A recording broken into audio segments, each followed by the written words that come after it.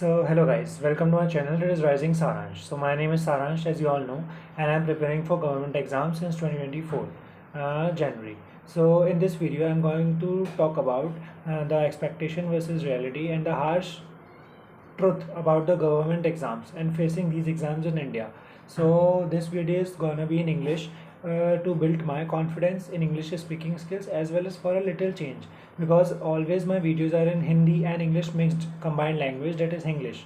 So in full video I will speak English so as to build confidence in me also and for your change also. So I have written 5 points, so we will discuss it. So first point is expectation versus reality factor. What is that? Expectation versus reality. Let's talk about me. For example, I always used to be a topper in my school time, and I thought securing a government job will be very easy for me after 12th, after passing graduation. It will be very easy and I will get it in first attempt. But reality always hits different.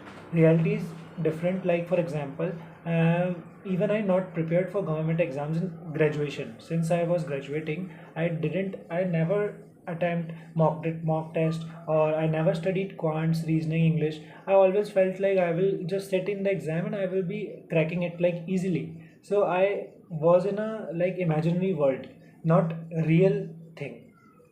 You getting the point? And the second point is pressure and competition. So there's a highly pressure in competition.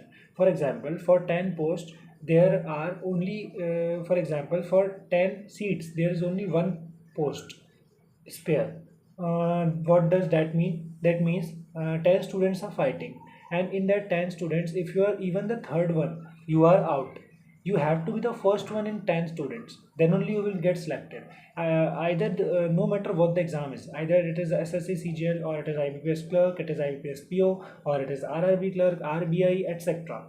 No matter what the government exam is, even the UPSC. So the third point is changing patterns.